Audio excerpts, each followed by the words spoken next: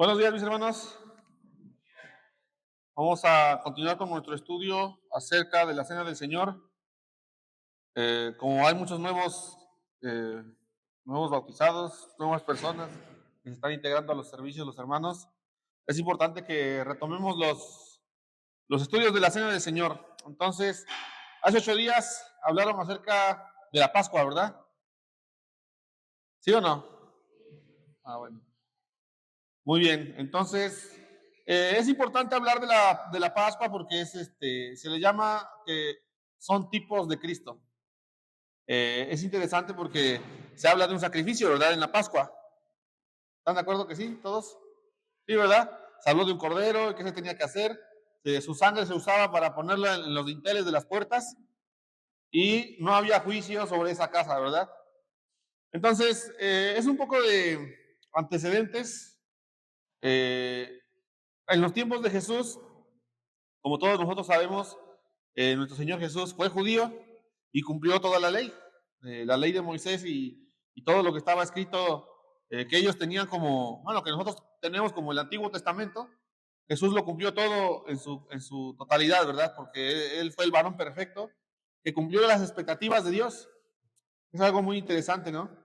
Entonces, como contexto tenemos lo que dice en Éxodo 12, que es precisamente la institución de la Pascua, ¿verdad? Son varias cosas.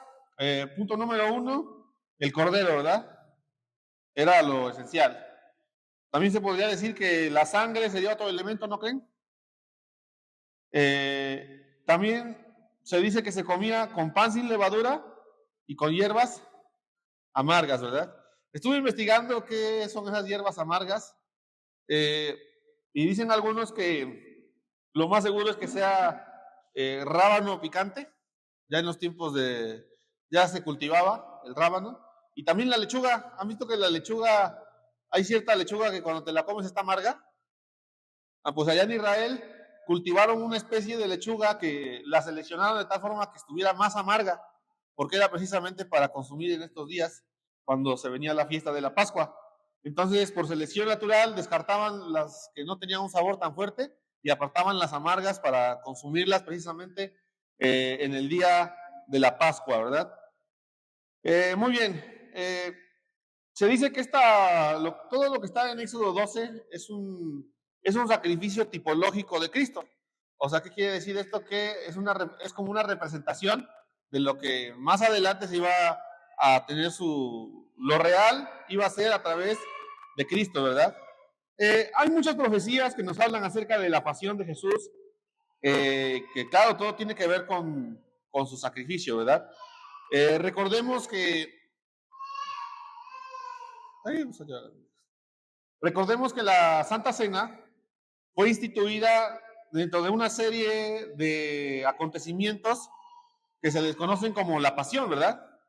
Entonces, cuando están los discípulos en el aposento alto, ellos fueron enviados por Jesús para preparar la Pascua. Fueron enviados y ellos prepararon la Pascua. La Pascua también se le conocía como la fiesta de los panes sin levadura. Solo que la Pascua se celebraba primero y luego venían 7 días de panes sin levadura. Entonces, son dos fiestas diferentes, pero un solo día era la Pascua. Entonces, por lo que respecta a las profecías acerca de Jesús, y hablando de que el, el Cordero Pascual es un sacrificio tipológico de Cristo, pues hay otros textos que respaldan esta situación, ¿no? Por ejemplo, los Salmos 22, 23 y 24 dicen muchas cosas acerca de esto, sobre todo el 22. Hablan acerca de Jesús y de su sacrificio, ¿verdad? Entonces, ¿quién no lo ha leído? Es muy extenso, pero tan solo en la primera parte dice así la escritura, dice, Dios mío, ¿por qué me has desamparado? ¿Por qué estás tan lejos de mi salvación y de las palabras de mi clamor? Eh, algunos tienen título, no sé si sus Biblias tengan título, ¿cómo dice el Salmo? ¿No tiene título su Salmo? Salmo 22. Sí, Algunas tienen otros títulos, pero se dice que este salmo y la mayoría de los salmos que hablan acerca de Jesús se les conoce como salmos mesiánicos porque precisamente son proféticos. ¿Qué quiere decir? Que dicen cosas que todavía no sucedían, pero que se aplican perfectamente a lo que Jesús vivió, ¿verdad? Entonces, si ustedes leen todo el Salmo, habla acerca de esto, ¿verdad? También el Salmo 23 es clásico, el Jehová es mi pastor, nada me faltará. Se dice que este Salmo habla precisamente de la victoria de Jesús sobre la muerte. Y el Salmo 24 habla de algo que va a pasar muy en el futuro, en la segunda venida de Cristo, cuando es la entrada del Rey de Gloria. Incluso este Salmo dice muchas veces, ¿quién es el Rey de Gloria? ¿Quién es el Rey de Gloria? Parece una pregunta retórica, ¿no? Ya sabemos quién es, ¿no? Es el mismo Jesús, ¿no? Y el cántico es como cuando entra un rey triunfante a una ciudad amurallada que tiene unas puertas muy grandes. Entonces dicen, ábranse puertas eternas, porque va a entrar el Rey de Gloria, ¿no? ¿Quién es el Rey de Gloria? ¿Quién es? Jesús, ¿verdad? Entonces, esta es una serie de salmos, al menos estos tres que se les conoce como salmos mesiánicos, todos hablan acerca de Jesús. Y es parte de la profecía, ¿no? Que nos dirige a lo que pasó en aquella noche cuando Jesús subió al aposento alto y estuvo con sus discípulos, ¿verdad? Hay otras cosas, por ejemplo, se describe al Cordero, sabemos que al menos por Juan el Bautista, cuando vio llegar a Jesús, dice que pronunció unas palabras, dijo, he aquí, el Cordero de Dios que quita el pecado del mundo, ¿no? Entonces, está muy clara la simbología, ¿no creen? Y más específicamente podemos verlo en el libro del profeta Isaías, capítulo 53. Es muy conocida la porción y nos habla otra vez del Cordero, ¿verdad?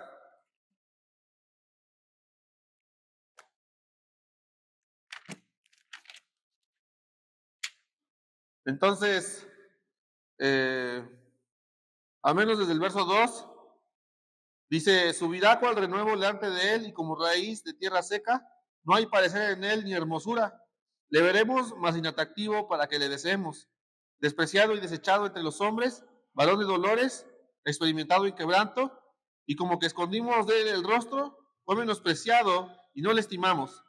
Ciertamente llevó él nuestras enfermedades y sufrió nuestros dolores, y nosotros le tuvimos por azotado, por herido de Dios y abatido. Mas él herido fue por nuestras rebeliones, morido por nuestros pecados, el castigo de nuestra paz fue sobre él, y por su llaga fuimos nosotros curados. Todo esto porque es para tener en cuenta que todo lo que Jesús hizo ya estaba, la mayoría ya estaba profetizado. Se dice que el libro de Isaías se escribió casi a 600 años antes de que Jesús viniera. Y también se dice que en muchas escuelas rabínicas ya esta porción de Isaías ya no se enseña. Porque es muy polémica, ¿no? ¿No creen que es demasiado clara la alusión a Jesús? Si lo comparamos frase por frase, muchas cosas encajan a la perfección en la pasión de Cristo. Entonces, alguien que estudie un poco acerca de esto y acerca de los evangelios, se dará cuenta que esta profecía se cumplió en Jesús. Y entonces, es lo que les digo, que se ha suscitado esa práctica de que en algunas escuelas rabínicas ya definitivamente ya no se enseñan, porque les genera muchos problemas, ¿no? Luego, hay otros tipos, ¿no? Por ejemplo, hace 8 días yo pasé a la meditación y vimos el tipo que está en Números 21, versículo 9, que es una referencia que hace Juan capítulo 3, verso 14, cuando está hablando con Nicodemo y le dice que así como el Hijo del Hombre, así como la serpiente fue alzada en el desierto, así es necesario que el Hijo del Hombre sea levantado, ¿verdad? Haciendo alusión a qué? A la cruz, ¿verdad? ¿Cómo debía morir y cuál iba a ser el efecto, ¿no? Una persona, cuando era mordida por la serpiente de ahí de Números, el veneno entraba, ¿no? Pero, ¿qué tenía que hacer para vivir? Tenía que forzar su rostro hacia arriba, ¿verdad? Para ver la serpiente de bronce que estaba en un asta. Y una persona que quiera ser limpia de sus pecados, ¿qué tiene que hacer? Tiene que alzar su rostro a ver la obra de Cristo en la cruz, ¿no creen? Es exactamente otra vez la misma analogía, ¿no? Y así muchas de estas narraciones, muchos de estos textos son tipos del sacrificio de Cristo, ¿no? Entonces, cuando se estaba celebrando la Pascua esencialmente era una fiesta judía que tenía como objetivo recordar la liberación del pueblo de Israel del yugo de esclavitud en la tierra de Egipto, ¿verdad? Eso lo vieron hace 8 días, ¿no? ¿Sí o no? Esencialmente eso era, cada vez que se juntaban y celebraban la Pascua, incluso tenía una característica que dice que la debían comer apresuradamente, ¿sí o no? ¿Eso qué significaba, no? Significaba que la salida estaba próxima, pero inminente, ¿no? De tal forma que no puedes dejar de estar preparado. Eh, Fue una manifestación de Dios el que esto fuera así, ¿verdad? Y cuando pensamos en todos los elementos de la Pascua, como el cordero, como la sangre, como las hierbas amargas o el pan sin levadura, todas nos remiten precisamente a pensar en el mismo Jesucristo. Por ejemplo, cuando pensamos en el cordero, definitivamente es clara la alusión, ¿verdad? Se le dijo aquí el cordero de Dios que quita el pecado del mundo. Isaías 53 lo confirma. La sangre, sabemos que sin derramamiento de sangre no hay perdón de pecados, ¿verdad? Entonces, ¿qué fue lo que hizo Jesús? Dice que desde que estaba en su agonía en Getsemaní, dice que por la angustia sudaba grandes gotas como de sangre, ¿no?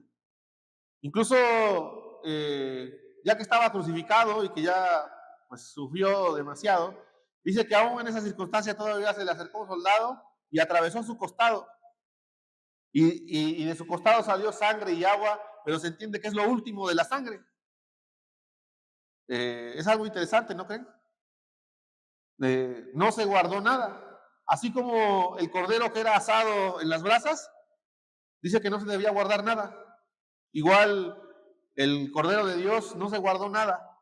Entregó toda su vida, entregó todo lo que él pudo dar para la salvación del hombre, salvarlo de sus pecados.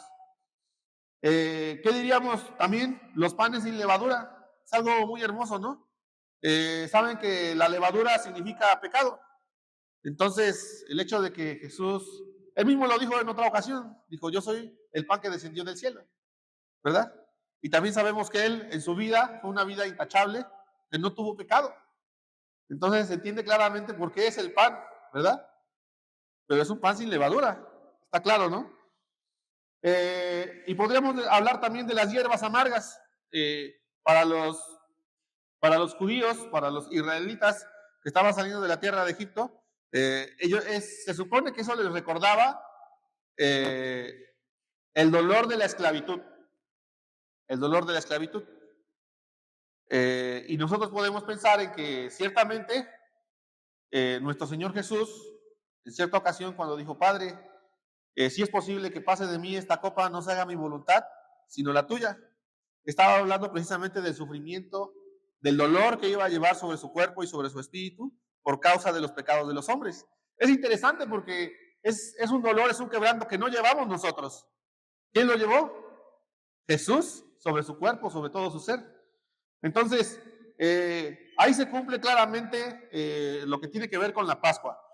Cuando fue instituida la Cena del Señor, o lo que nosotros conocemos como la Santa Cena, ciertamente tiene mucho que ver con la Pascua. ¿Por qué? Porque fue precisamente en el contexto de la celebración de una Pascua, cuando Jesús tomó los elementos que había sobre la mesa para darles un nuevo significado.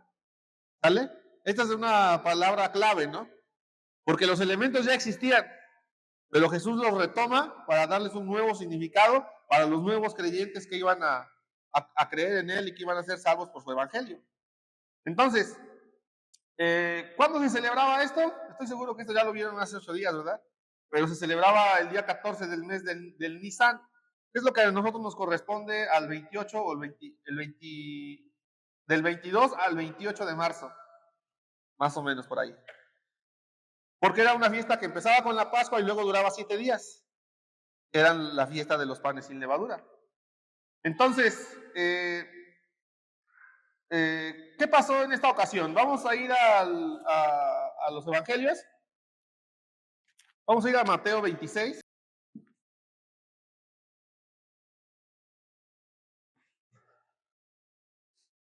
Mateo 26, desde el verso 17 podemos ver cómo la Pascua está siendo preparada. En el verso 17, el primer día de la fiesta de los panes sin levadura, vinieron los discípulos a Jesús diciéndole: ¿dónde quieres que preparemos para que comas la Pascua? Y bueno, ahí sabemos qué pasó, ¿no? Luego el verso 20 dice: cuando llegó la noche se sentó a la mesa con los 12. ¿Qué pasó ahí? Bueno, dice que, y mientras comían dijo: de cierto os digo que uno de vosotros me va a entregar. Y entristecidos en gran manera comenzó cada uno de ellos a decirle: ¿soy yo, Señor? Aquí no vemos el relato está en Juan, donde dice que a que le dé el pan mojado, dice: ese que me va a traicionar. Ya estaba hablando de Judas, ¿verdad? Y de hecho, en el Evangelio de Juan, si ustedes lo buscan, ahí no dice nada acerca de que tomó pan y lo repartió, y tomó la copa y la repartió.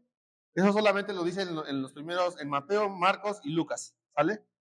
Bien, entonces, dice que y mientras comían, tomó Jesús el pan y bendijo, y lo partió y dio a sus discípulos y dijo: tomad, comed, esto es mi cuerpo. Entonces, primer punto que analizar, ¿no? Recordemos que como estamos en el contexto de la Pascua judía, se dice que hasta el día de hoy ellos se rigen por una serie de interpretaciones rabínicas llamadas la Mishnah. Es un libro judío donde se establecen ciertas reglas, ¿no? Dentro de esas reglas está cómo se debía celebrar la Pascua, ¿no? Para el caso del pan, dice que los panes eran de un buen tamaño. Normalmente se colocaban 3 panes grandes. Seguramente en familias más grandes había más pan, ¿verdad? Pero para el caso de la Pascua, de una familia normal, y pensemos que aquí eran 12 adultos, se colocaban 3 panes grandes en bolsas de tela divididas en su interior para que cada bolsa tuviera un pan, ¿no? Entonces, el que dirigía la ceremonia, porque esto era prácticamente un ritual, el que dirigía metía la mano y sacaba el pan de en medio. Este pan era partido a la mitad.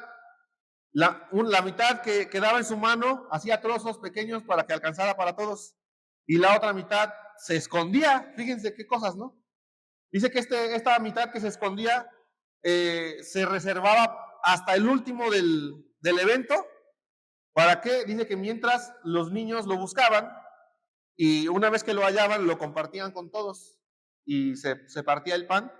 Y ese era el último pan que se comía de toda la Pascua. Parece que no es tan relevante, pero van a ver que sí más adelantito. Entonces, se dice que así se acostumbraba y así se hacía con el pan. O sea, el anfitrión, como hizo Jesús, él repartió pedazos de pan a todos sus discípulos, ¿no? Partió el pan y lo bendijo. Les dijo de esta forma: tomad, comed, esto es mi cuerpo. Entonces, en un sentido de interpretación, ¿qué les quiso decir Jesús? ¿Que el pan que les daba era su propio cuerpo o era un pedazo de pan que representaba su cuerpo? A ver, no tengan miedo, ¿no? ¿Qué quiso decir Jesús? Recordemos que toda la Pascua está llena de símbolos. ¿Creen que este sería un símbolo más? ¿O creen que estaba pasando ahí algo especial? Que el pan se estaba convirtiendo en el cuerpo de Jesús. ¿Dónde estaba el cuerpo de Jesús en ese momento? Vivo, ¿verdad? Y si partía un pedazo de pan y se lo daba y le decía: este es mi cuerpo, ¿qué era? ¿Un símbolo o una extensión de su cuerpo? Un símbolo de su cuerpo, ¿verdad? Es muy fácil. Cuando hacemos este ejercicio, pues no cabe duda de que es correcto, ¿verdad? Lo digo porque ciertamente a veces se interpreta de forma equivocada y eso conduce a tener pues, a grandes divisiones, ¿no? A formas de pensar que no son correctas.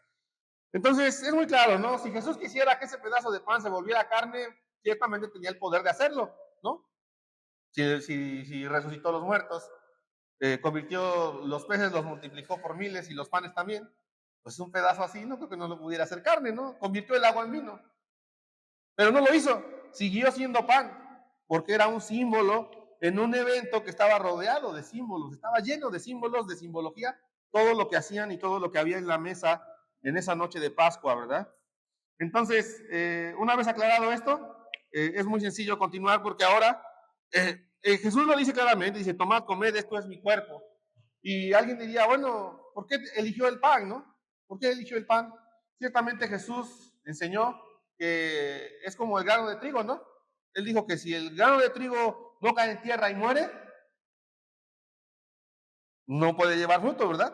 Sino que ahí tiene que morir para que después crece la espiga, ¿verdad? Se cosecha, es triturado. Yo no sé muy bien, no estoy muy familiarizado cómo se cosecha el trigo, pero lo tienen que quitar la paja, ¿no? Lo azotan, le tienen que quitar la paja, lo tienen que moler y al último lo tienen que pasar al horno, ¿verdad?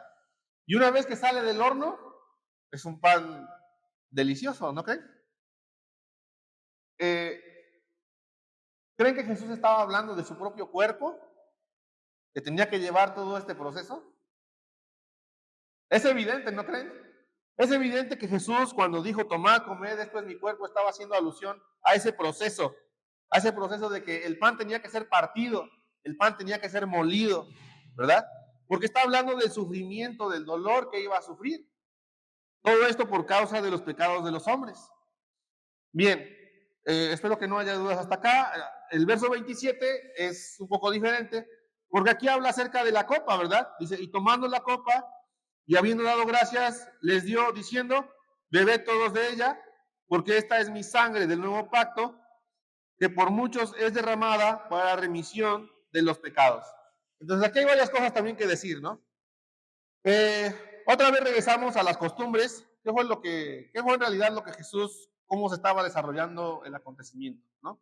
Se dice que por los mismos preceptos señalados en el Mishnah, ya dijimos que estas son las reglas judías, dice que al menos tenía que haber 4 copas de vino sobre la mesa.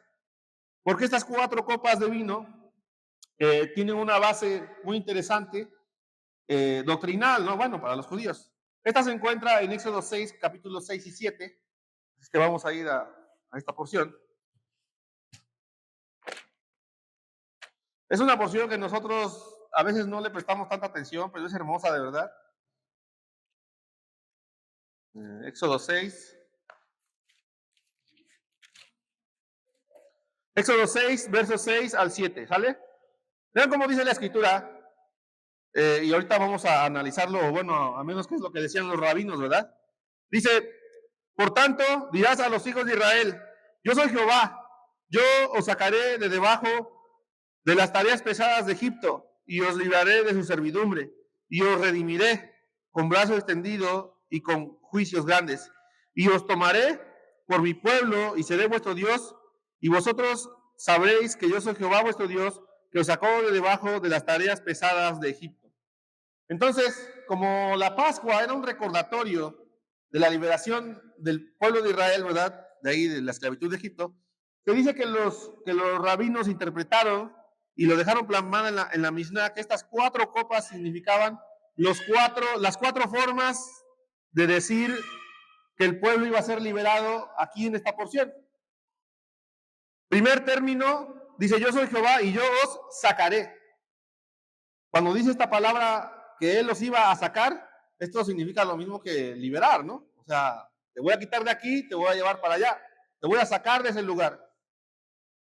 En este momento, en este momento se tomaba la primera copa de las que estaban ahí, las 4 copas que se ponían al centro de la mesa. Y se recitaba esta porción, ¿no? La primera parte que dice que los sacaría de los trabajos pesados de Egipto y se empezaba a narrar la historia de cómo fueron liberados, ¿no? Cuando llegaban a la porción donde dice y os libraré de su servidumbre, era el momento de tomar la segunda copa y beberla. Cuando llegan a la parte donde dice y os redimiré con brazo extendido y con juicios grandes, es el momento de la tercera copa. Y se dice que esta copa fue la que el Señor Jesús tomó cuando en este momento estaba siendo tomada esta copa. Fue cuando Jesús instituyó y dijo las palabras de Mateo 26, donde dijo, todos tomen de la copa, que es mi sangre del nuevo pacto. Entonces, al menos hasta acá, la última copa, la cuarta copa, era cuando ya se estaba acabando la cena. Se dice que cuando se tomaba la última copa, o sea, la cuarta, se cantaba el himno. Ahí en los evangelios, en Mateo 26:30, adelantito de donde estamos ahorita, se dice que Jesús cantó el himno. ¿Qué himno cantaba? El Salmo 113 y el Salmo 114. Esos eran los salmos, esos eran los cánticos que se cantaban al final de la Pascua. Son chiquitos, vamos a leerlos. Vean cómo están hermosos, por cierto. Y tienen mucho que ver precisamente con el tema central de la Pascua.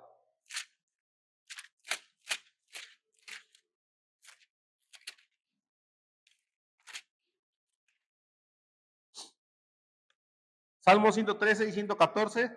Alabad, siervos de Jehová, alabad el nombre de Jehová. Sea el nombre de Jehová bendito desde ahora y para siempre. Desde el nacimiento del sol hasta donde se pone. Sea alabado el nombre de Jehová. Excelso sobre todas las naciones es Jehová, sobre los cielos su gloria. ¿Quién como Jehová, nuestro Dios, que se sienta en las alturas, que se humilla a mirar en el cielo y en la tierra? Él levanta del polvo al pobre y al menesteroso alza del muladar, para hacerlo sentar con los príncipes de su pueblo. Él hace habitar en familia al estéril, que se goza en ser madre de sus hijos. Aleluya. Entonces, este era uno de los salmos, ¿no? Siguiente salmo que se cantaba: cuando salió Israel de Egipto, la casa de Jacob del pueblo extranjero. Judá vino a ser su santuario, e Israel su señorío. El mar lo vio y huyó.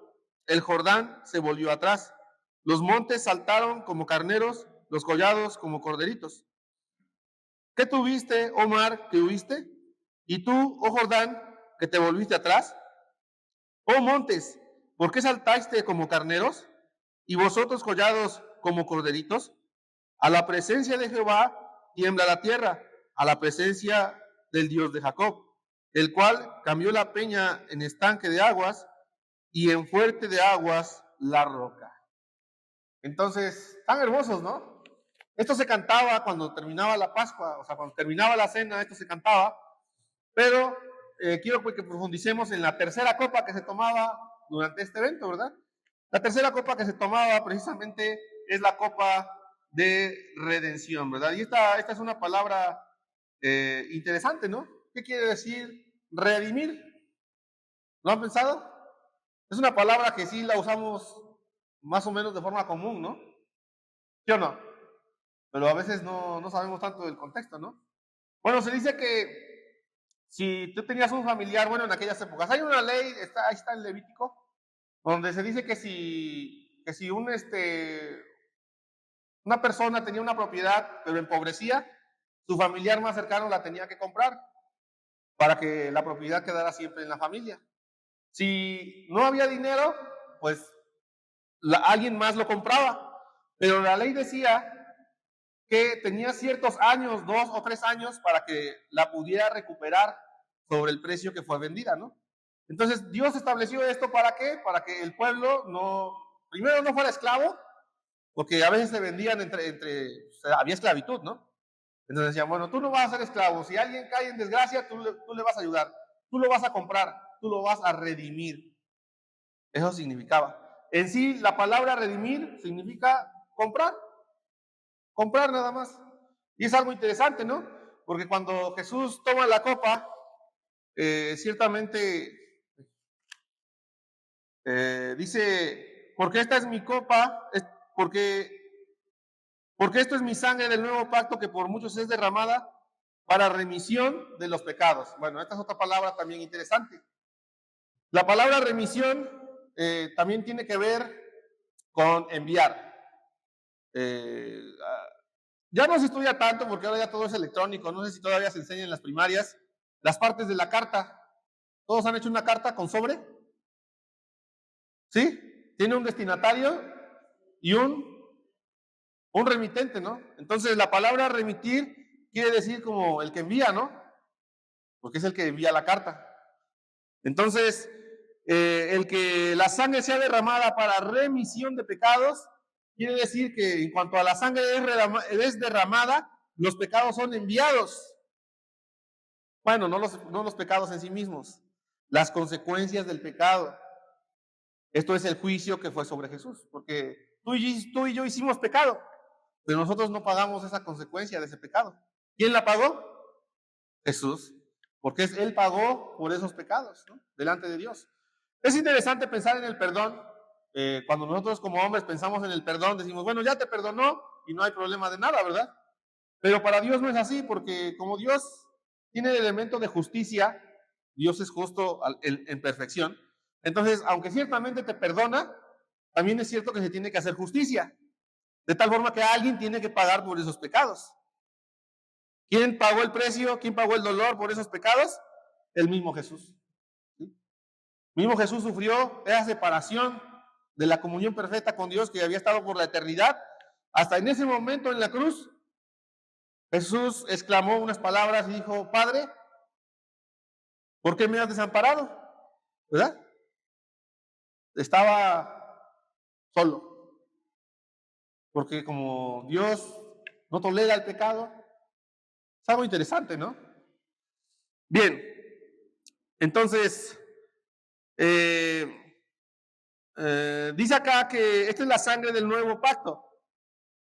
Cuando pensamos en el pacto, anteriormente todos los pactos tenían que involucrar un sacrificio, el sacrificio de un cordero o el sacrificio de un cabrito, y cuando se derramaba la sangre, ahí se sellaba el pacto.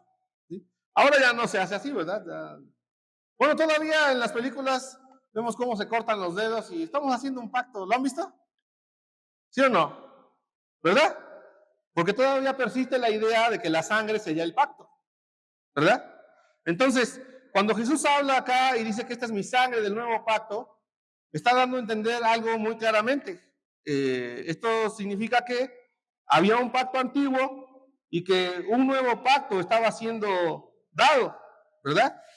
Entonces, vamos a ir a la cita, vamos a ir a Hebreos 10, 18.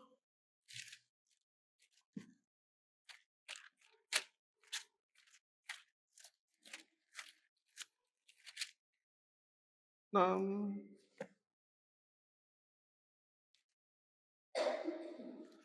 En realidad empieza en el 5, la porción.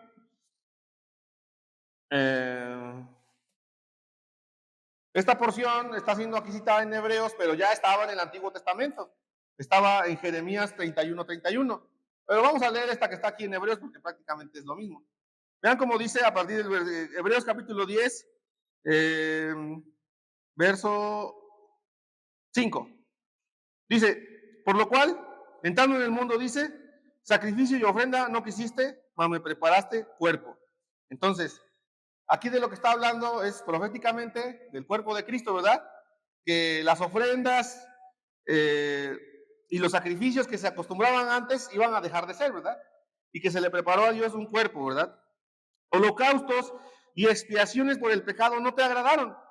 Entonces dije, he aquí que vengo, oh Dios, para hacer tu voluntad, como en el rollo del libro está escrito de mí, diciendo, primero, sacrificios y ofrenda y holocaustos y expiaciones por el pecado no quisiste, ni te agradaron, las cuales cosas se ofrecen según la ley.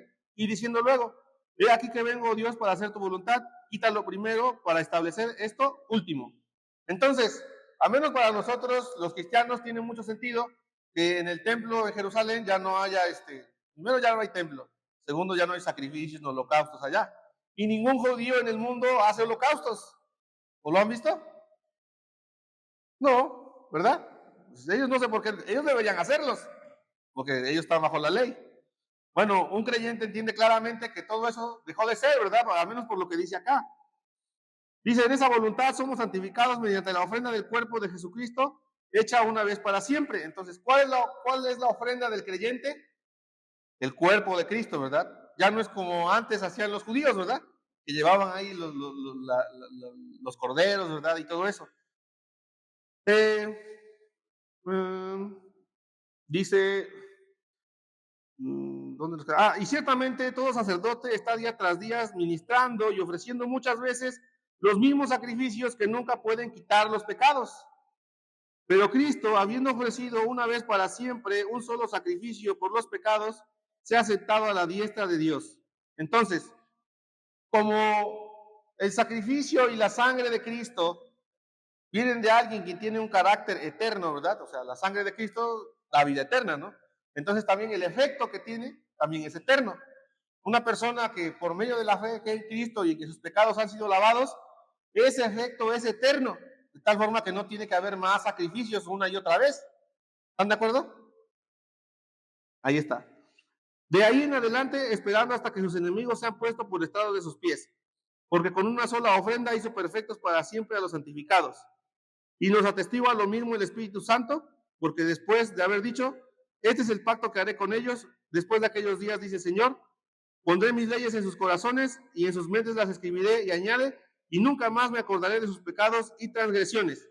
Ciertamente este es el efecto que hace la sangre de Cristo en los que creen en Él, ¿sí? Borra los pecados, quita los pecados.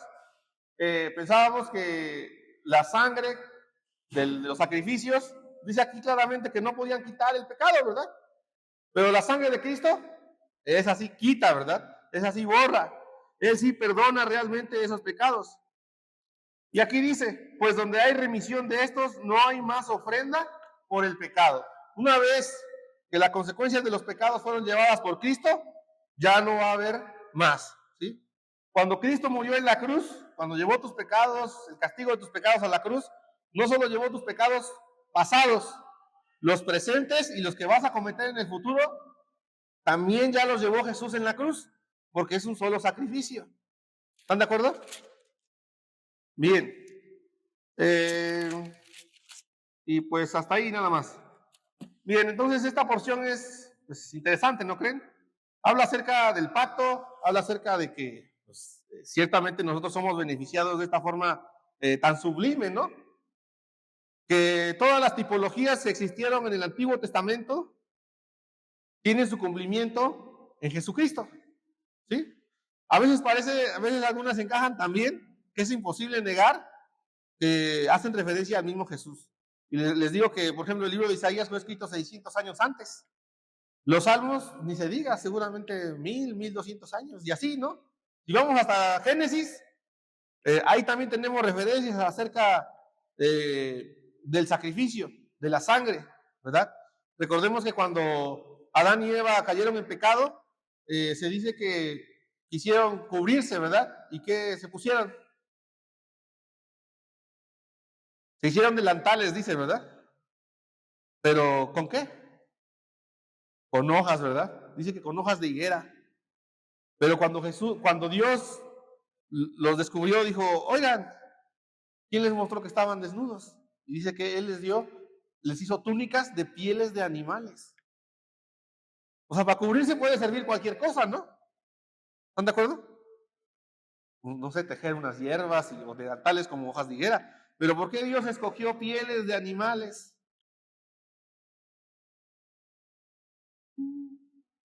Por la sangre que se tenía que derramar, ¿no? Piensen también en el sacrificio de la ofrenda de Abel y Caín.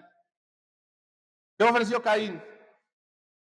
Frutos de la tierra, frutos de la tierra. ¿Qué ofreció Abel? ¿Qué ofreció Abel? Un cordero. ¿Por qué Dios vio con agrado la ofrenda de Abel? Porque Abel le había entendido que por causa de sus pecados se tenía que derramar sangre. ¿Eh? Nosotros también lo entendemos. Por causa de nuestros pecados, la sangre de Cristo fue derramada y con esa sangre selló el pacto. La promesa de Dios de que nuestros pecados serían perdonados. Algo interesante, ¿no? Bien, entonces, si ustedes se dan cuenta, aquí en el verso 29 dice, y os digo, no sé cómo vamos de tiempo.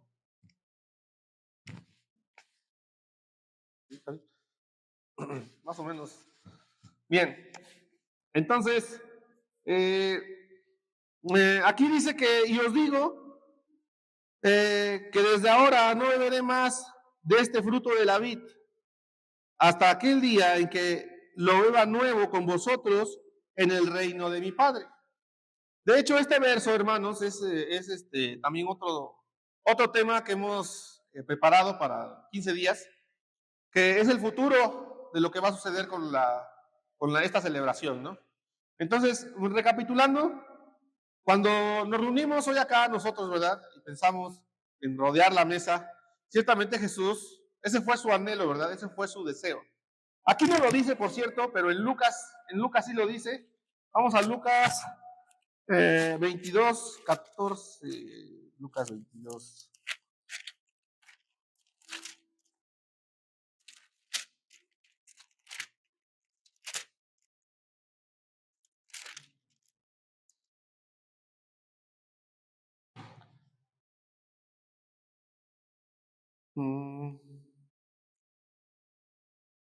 No, perdón, estoy equivocado. Es en 1 Corintios 10. 1 Corintios 11, 10, 11. En 1 Corintios sí lo dice claramente. 1 Corintios 11, 24. Dice, bueno, el apóstol Pablo, que sabemos que el apóstol Pablo no fue de los 12, ¿vale? Fue apóstol por un llamamiento especial de Jesucristo cuando iba camino a Damasco, que él era perseguidor de la iglesia. Se le apareció el mismo Jesús y lo tumbó de su caballo, lo dejó ciego y bueno, varias cosas, ¿no? Hubo ahí un impacto en su vida. Pero el mismo apóstol dice que él recibió la enseñanza de Jesús directamente. O sea, Jesús se lo mostró.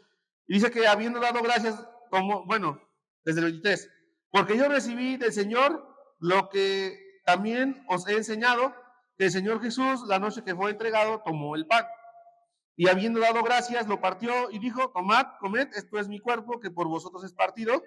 Y la frase que no aparece en Mateo aparece acá. ¿Qué dice? Haced esto en memoria de mí. Entonces, es un memorial, ¿no? Hay unos monumentos que se les llaman memoriales, así en las ciudades y así, ¿no? ¿Para qué son? ¿Eh?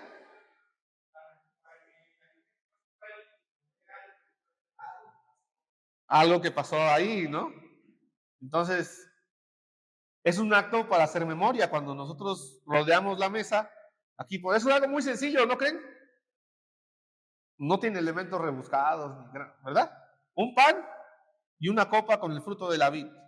Y aquí estamos los de la iglesia, lo rodeamos y son unos elementos que podemos ver y distinguir claramente, ¿no? Son sencillos de entender, ¿no? ¿Qué simbolizan? ¿Y cuál es el propósito general? El propósito general es hacer memoria, recordar la obra de Cristo, ¿sí? Muchas veces somos impulsados, a veces por el celo de la escritura, ¿no?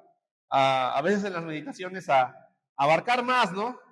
Pero ciertamente la cena del Señor no es para hacer reprensiones, exhortaciones, ¿verdad? Se puede hacer mucho, ¿no? Porque es un tiempo que ustedes han visto que se paran los hermanos y comparten 10, 15, 20 minutos ahí de la escritura, ¿verdad? Entonces, ciertamente debe estar cargado esto a recordar la obra de Cristo, porque esa fue la voluntad de Jesús.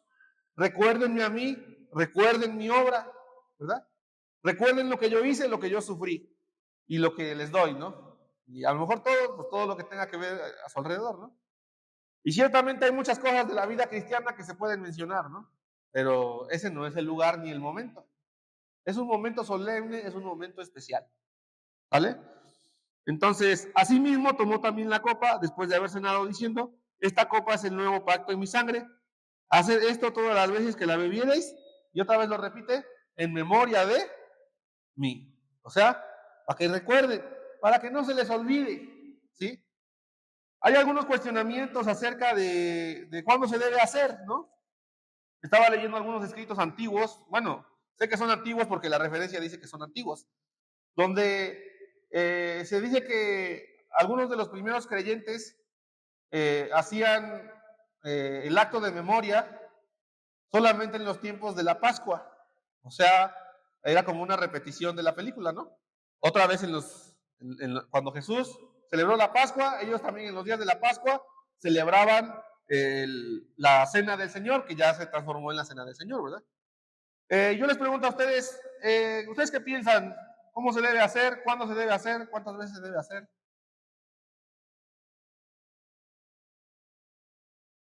Está interesante, ¿no? Por ejemplo, en Hechos, capítulo 20, verso 7, vamos a ver cómo dice.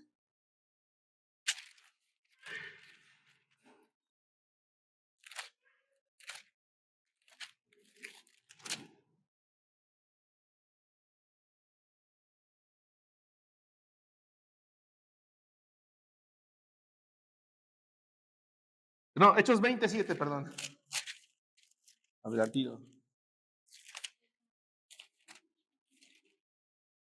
Vean.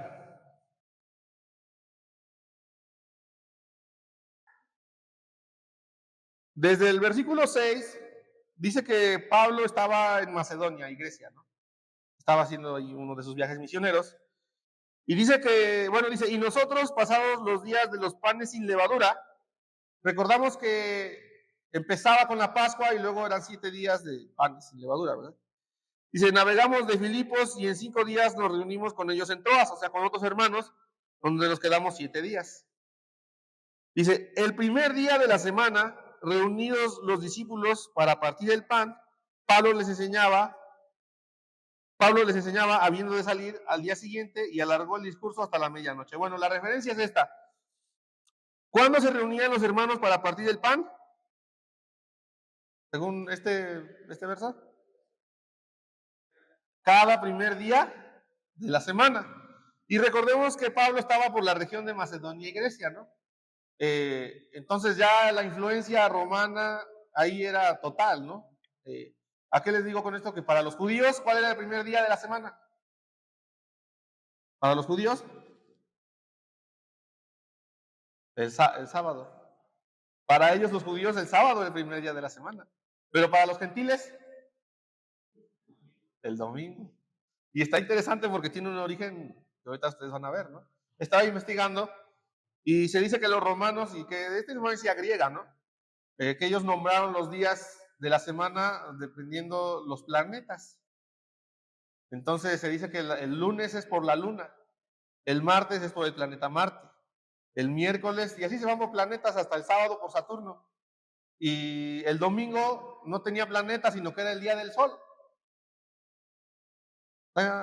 Interesante, ¿no? Con el tiempo se cambió y pasó a ser, el día del sol pasó a ser el domingo, porque fue el día del Señor. Cuando algunos romanos de los más altos se convirtieron al cristianismo. ¿Qué cosa, no? Bien, entonces ahí está el punto, ¿no? Entonces los gentiles, el primer día de la semana era el domingo, ¿no? El día del sol.